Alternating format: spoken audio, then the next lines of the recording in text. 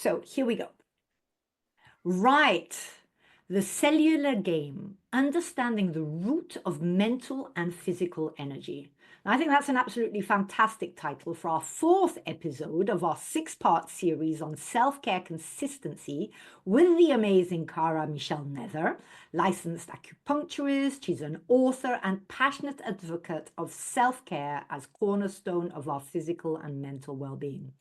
So today we will be discussing how focusing on cellular health can transform energy levels and overall well-being for us midlife women, but in an accessible way, right? Not lots of complicated terms which we need to go and get the dictionary for.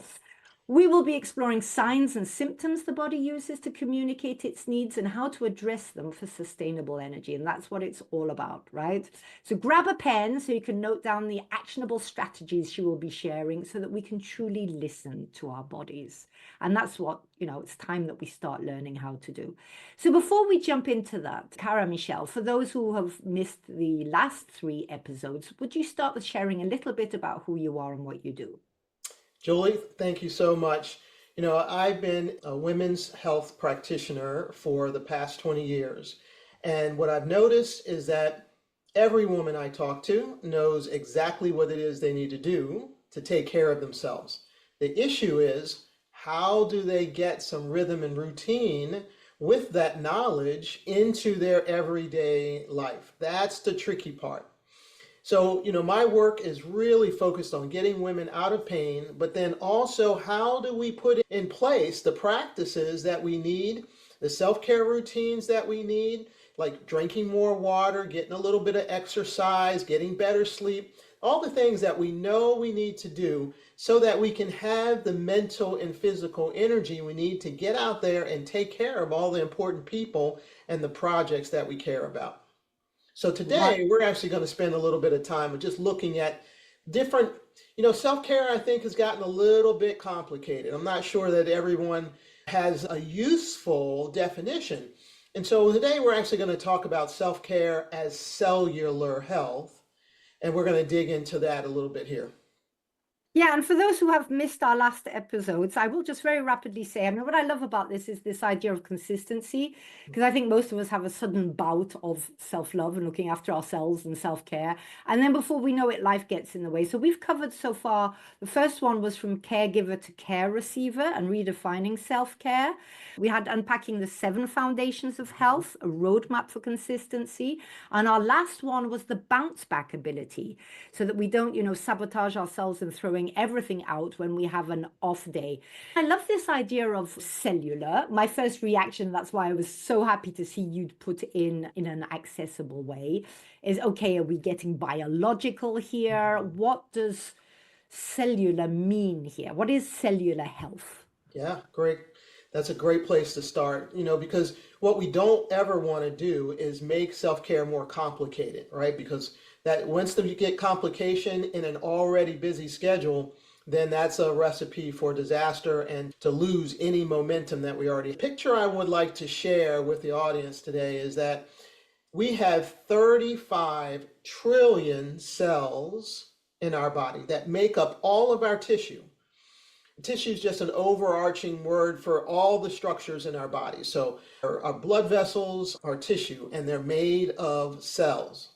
Our eyeballs are made of cells. Our brain tissue is made of cells. Our digestive system, our hormonal system, all made of cells. And those cells have a biological connection to each other, and they come together and they make a specific organ group or a vessel, any different portion of our body. And so what we're trying to say here is that because we are nothing but a culmination of these 35 trillion cells, they are the building blocks of us. And so we could say that self-care is really cellular health, because if those cells don't have the environment they need in order to function at a high level, at optimal levels, there's no way for us to feel good inside. There's no way for us to feel. In a way, isn't that what aging is? It's cells it absolutely dying is. off. Degradation of the cells, for sure. Yeah. Okay, so there is something we can do, as in it's not. I've just read this fascinating book called Lifespan. I don't know if you know it. At first, I was a bit like, oh my gosh, who would want to not age, or to live to 150? But it's quite interesting about from the cellular idea. So we can have an impact on our cells. It's not just that, we're born with a certain amount of cells and then over age they die off. Absolutely not. Actually, the cells, they die off multiple times, hundreds of times during our lifetime, and they regenerate from the health of the cell before. So for women, we literally have a brand new body every 7 years. Some organ groups are going to regenerate faster than that. Maybe it's every 60 days, maybe it's every 6 months, maybe it's every 3 years. But somewhere along the line of 7 years, all of our cells die off and they regenerate to a new cell. But the thing is that the cells can only be at the health level of the cells previous to it. It's kind of like a baby. Oh A yeah, right. You baby, can't go back to being a newborn baby. that's right. The Yeah, baby is going to okay. have the health of their mother and father. So the cells are going to have the health of the cell previous to it. Now, we can certainly increase its health by our daily activities, but sometimes I think we forget that this is the building blocks of us, and so we want to be taking care of ourselves along the way, knowing that when the cells rejuvenate, they can only do it based on the health of the cell previous to it. Right. Okay. So that's why we do still age, right? Obviously, if we're a new body every 7 years, my skin does not look as if I've gone back to when I was born or whatsoever. That would be quite nice. Although maybe not, it would confuse people. I guess there's a reason for all of that as well. But okay, so it goes back. So there are things that we can do. So is a part of it genetic as well, as in, what's already in our DNA? Is DNA linked to cells? Absolutely, 100%. So, there is a science called epigenetics that points to the fact that we are born with certain genes, right? And so those genes get turned on or off based on our daily activities. So the cellular health of your genes make up your cells. They're kind of the building blocks of your cells. Our genetics are going to point us in one direction or another. So for example, diabetes is really big in my family and heart disease as well. And when I was younger, still living at home with my parents, I had lots of issues with my blood sugar rising and dropping throughout the day. I just didn't know how to take care of myself back then. The information that we have now about blood sugar regulation was not readily available to the general public 35 or 40 years ago, the way that we can get a hold of information now. My parents' answer was to give me something to eat, and that would subside my headaches and fatigue and all of that for a little while, and Right. then I would have another blood sugar crash, right? So you could say, if we look at a spectrum, this is where you want to think about genetics. You want to think about it on a spectrum. You have over here on the left side, no blood sugar issues whatsoever. And we can think about this in terms of any kind of genetic issues. I'm going to say we're going to use blood sugar for this example. No blood sugar issues at all the way over here, born with type 2 diabetes, right? So I'm somewhere on the spectrum. And I would say that I was probably at 40% or 50% when I was younger. It was in my family, it was on both sides, my mother's side and my Oh, father's side. wow. But epigenetics says that with your daily activities, you get to shift that where you are on the spectrum to the left or the right. How So empowering. it's very empowering, very empowering. What I want the listeners to know is that just because, I hear a lot from clients that this issue or that issue runs in my family. It's a bit like they don't take responsibility anymore, right? I It can't just help it. happens, and yeah. It runs in my family. But what I want everyone to understand is that I no longer have these blood sugar issues, and you don't have to have that concern either.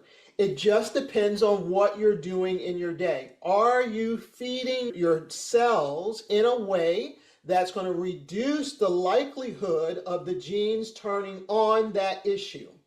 Oh, how amazing. I mean, I find that that's wonderful. That's the whole healthy aging concept, right? It's we have what we have, whether it's stuff from our DNA or accidents we've had or all the things which happen in life. But there is still a degree of power where we can say, at least I'm doing the utmost to make sure my cells are healthy and are rejuvenating or replenishing or rebirthing or whatever it is that they actually do. And that's a perfect example what you've just given there. And I think too many people see it as a caveat when they have stuff in the family. It's a bit like, well, poor me, I have it in the family. But there is a degree of things you can do. So, okay, so we're talking about cellular health. And we're talking about things we can do to increase that health.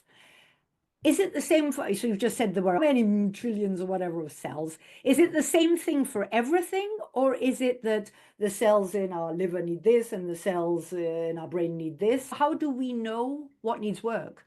Yeah, great question. So we have specific cells that come together to make up different organ groups.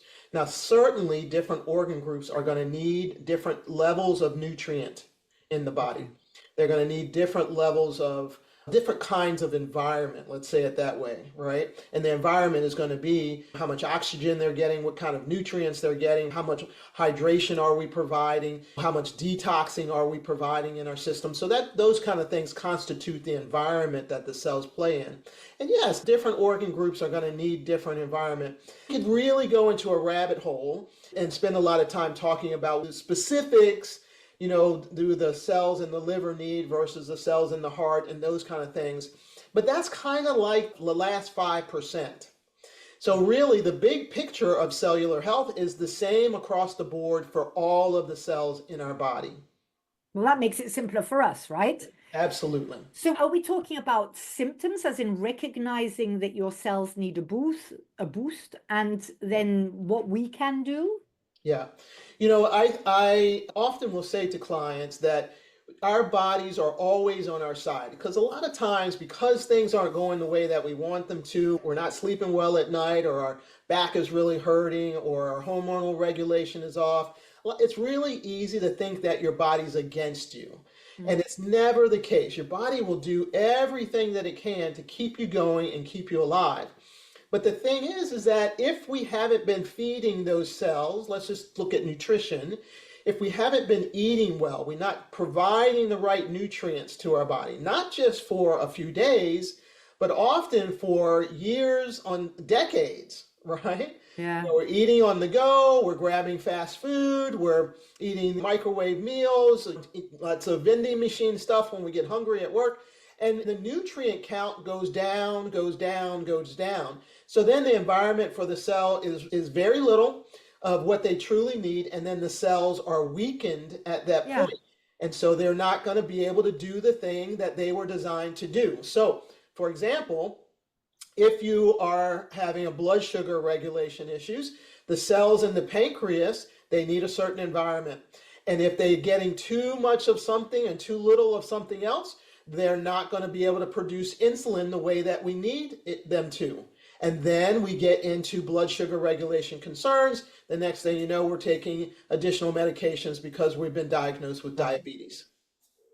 Right. So the symptoms, it's, sort of feeling tired would be a symptom, or having headaches, I guess, would be a symptom. Absolutely. Yeah. So what we have to recognize is that our body is always communicating to us.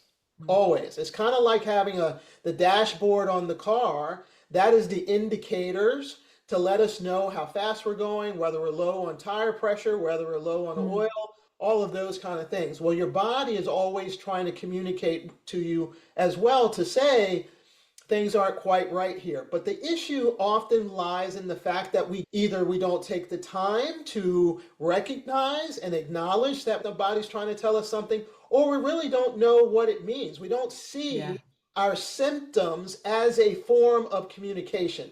Right. I always joke around and say your body is kind of like a puppy. When you get a brand new puppy, you really don't know what all the whimpering and crying is about, right? Yeah. And you're talking to it, but it doesn't understand your words, and you don't understand the whimpering. And so it takes some time to try to figure out, what does the behavior mean? What's the language mean? Yeah. Right? And then you start to figure it out. Oh, I know now that she wants to go outside. Oh, I know now that she's really hungry. Well, your body is exactly the same. It is trying to tell us that the environment isn't correct here. So, fatigue, pain, anytime we're not sleeping well, anytime we're feeling lethargic, anytime we're having a lot of hot flashes, those are all signs and signals from the body that the environment is incorrect. We need to make some shifts and changes. So I guess the first thing to do is to really learn, well, to make time, first of all, to listen to the symptoms and maybe write them down or something, and then start recognizing the pattern. I love what you said about our bodies being on our side, because I think a lot of us, women in particular, perhaps, but also men actually, in middle age, we do tend to feel that we're being let down by our body. Yeah. Maybe your brain is still active. I would still like to be, dancing salsa for 8 hours in a row, but I can't. So there is a part of, yeah, you're letting me down. I want to do this. So I think it's beautiful what you say. And we have to recognize that there are different phases, but within those different phases, there's an awful lot we can do to bring Yeah. it to the top of that phase. Yeah, Julie, it is a truth that when we hit menopause, our bodies change a Yeah, lot. Our body yeah, chemistry, our hormonal system, everything shifts. So, we may have understood what our signs and symptoms were prior to that, but then everything is different. And yeah, because, the phase of being in menopause or postmenopausal, yeah. that could be years or even a decade long for some I women. think that's the frustrating bit. To come back to your analogy about the puppy, I was just thinking more babies, but it's Yeah. the same thing, right? You think you finally sussed it out, the routine and what it's saying to you, etc., and vroom, it changes. And it's the same thing with us. So it's a bit Yeah. like adolescence the other way around. Our body's suddenly doing stuff. We're a bit like, hey, I thought I'd understood myself by now. So, okay, we're talking about listening in and recognizing the signs. And so, if I've understood also from what you're saying, there are common things that we need to take into account. So, common symptoms, like you've just said, fatigue, headaches, lethargy, pain, Pain. bad sleep, etc. But Yeah. I've also heard you say, categories of things that we can do. So, you've talked about nutrients, you talked about sleep, if I remember well, you talked about water, exercise. Yeah, absolutely. So we were just saying that it is a truth that our bodies is changing and it changes dramatically. So it's useful to just accept that I need to start again and understand this body, Right. With right? love and compassion. That's right. With grace, with compassion, right? Because, we have a next phase of life. We want to enjoy it. We want to have a great time. We want to be able to use all of the fruits of the labor that we did on the first portion of our lives, right? We want to put that into play here. And we want to really not feel like we're held back by any of these symptoms, right? The first part, I think, is just to get your mindset, just let go of the fact that this is how things were and get on board with where you are now, right? And just let that be okay. My body is very different. I've said before, I'm 56 and I'm really working on dropping some body fat. I had a thyroid concern a handful of years ago, and so my weight went up and down. And I really know that having a higher level of body fat is a great risk for metabolic diseases, including issues like diabetes and heart disease. So I'm working to lower that. But I'll tell you, Julie, I am having to figure out how my body works now. Right. Because, if we roll the clock back 10 years ago, I could have just shifted my food a little bit, did a couple Yeah. extra days of exercise, and the weight would have just fallen off, right? Right. The body fat would have changed easily. But I've just spent the last couple of months trying to understand what's the right combination for my body now. So we just have to be willing to spend time trying to understand that within ourselves. And it's always going to be a combination of what we call the 7 foundations of health and wellness. So it's always going to be a combination of what we're eating. And there's a couple different levers. I'm going to pause here with nutrition. There's a couple different levers there around nutrition. It's always what we're eating, when we're eating, and how we're eating it, right? But we also want to look at hydration. We also want to look at sleep. Stress management is huge. Yeah. For women and midlife women. This Yeah. is the busiest time of a woman's life journey. You've got The regular responsibilities, their children, families, work, spouses, all of those things, plus older relatives might need to have some support as well. So this is a very Yeah. busy time and it's easy to be very stressed. Yeah. Then we also want to make sure that we're looking at hydration. We want to understand our digestive system, making sure that we're supporting that. And then we want to make sure again that we're balancing our blood sugar throughout the day. Yeah, I so know it's it's all also there. exercise, right? Exercise and Yeah. stretching. And those are things that we can. I think we have to get into a habit, right? You're talking about consistency, which is the whole theme of this self-care series, is that consistency. And we can do it. Like we learn to brush our teeth every day without even thinking about it. There are some no-brainers, and it's worth it, right? If we are going to be living also longer and longer, which we are, we want not just the lifespan, but the health span, right? We don't want to be riddled with pain. I would think that would be horrible to have extra years. I would prefer to go earlier. We want to be fit and we want to be able to play with our dogs or our grandchildren or whatever it is and really enjoy life for as long as we can. Okay. Absolutely. I think that you're hitting the nail right on the head.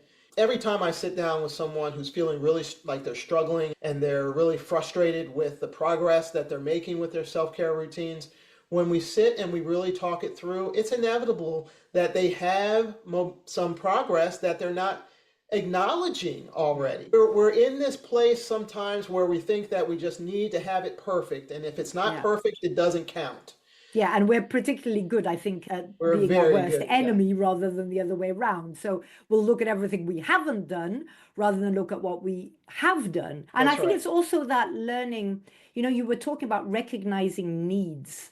It's also letting that wisdom in, a tiny little anecdote if I can. I'm very healthy and I do this intermittent fasting, etc. So about an hour or so ago, I'm starting to, I've had my breakfast at 12 o'clock, let's say, and there's that sort of limbo time, and I was a bit stressed with work, etc. And I just bought these chocolate eggs for Easter, and I don't usually like normal chocolate, but there was a different sort, and they were looking really funny. And I thought, oh, I wonder what they taste like, and it was delicious. And I'm not a chocolate person, so I had two. And before I would have said, well, that was great, wasn't it? What do you think you were doing having those two chocolate eggs? I'd have eaten the whole box. Or I would have said to myself, Julie, I think your body is saying to you that it hasn't eaten enough nutrients today. I think you should eat those chocolate eggs. So it's also recognizing the truth in what our body is saying to us and not using it as an excuse to indulge in emotional eating or whatsoever. So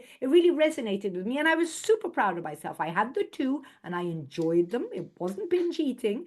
And I did put the box in 2 layers of plastic bags so that there was no more walking past and mindlessly taking one. I But love it. still, we do learn. We do learn, and it is so gratifying when we realize we are doing what we should be doing, right? Yeah, absolutely. Look, when we're trying to make some changes, we just have to know that it's going to take a little bit of time and to Yeah, figure it out, but you probably aren't 100% off in the wrong direction. So yeah, we just have to slow down, give ourselves a chance, take the time to acknowledge what is going well. What are the tools that you already have in motion? And let's accentuate those versus focusing on something yeah, that you haven't done anything yeah, around, right? yeah, And that way you start to build up some confidence in yourself. yeah, You get some things rolling, you start to feel better, and yeah. then it's much easier to tackle something that's really brand new. And trust it in the beginning. I say the same thing to go back to my intermittent fasting. I can really see the difference now. My trousers are not sticking into my stomach anymore. And so that has given me the motivation to say it does work, see it works. And also that idea, I guess, for all of us, we deserve it. We Yeah, deserve to feel good in our bodies, to have yeah, vitality, to sleep well, to have, glowing hair. And even if we have wrinkles, I mean, that's just part of the game. yeah. Okay, so you've given your 3 tips, or do you have another 3 tips to give? We've talked about recognizing the symptoms. Yep. Recognizing the symptom. Take the time to notice that you're not feeling 100%. What is it? And then start to try to suss out what is it that might be missing? What are the 7 foundations that might be missing that is causing this symptom to arise? Yes. And it's great that you said them again. And I would invite anybody listening to go back to, it was then our second episode of the sixth series where there were the seven foundations were all laid out there. Okay, so you, Cara Michelle, you also help people, right? For those who want to take it one step further, they can contact you. You have like coaching programs.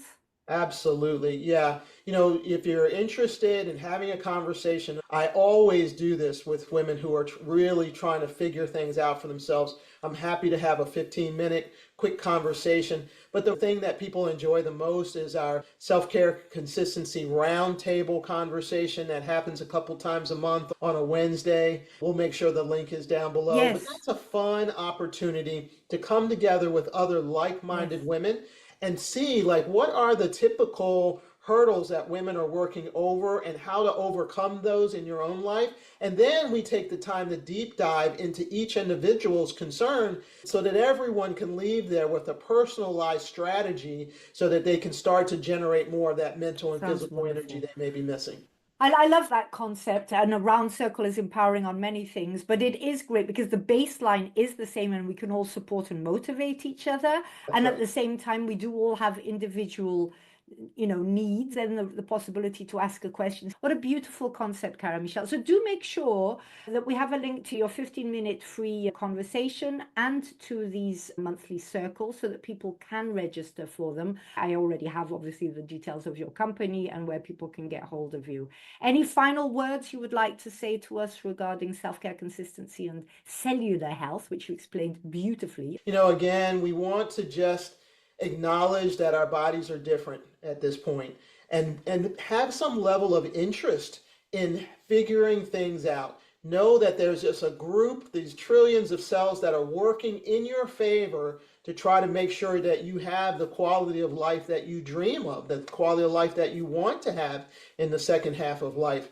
And so, what we have to do is partner with our body. We have to partner Right. with those cells, give them the environment that they really need, and then they will give you the life that you truly want for yourself. Wonderful. Who would not want that? Thank you for inspiring us, Cara Michelle. Looking forward to having you back in 3 weeks for the next one. And for those of you who have missed the previous episodes, I invite you to scroll back in my archive because there's an awful lot of wisdom that we all can implement in an easy, accessible way to make that life worth living, right? The next 40 years, Absolutely. or God knows how many we've got. All the best, Cara Michelle. All the best to all of you. Take care Thank out there. you.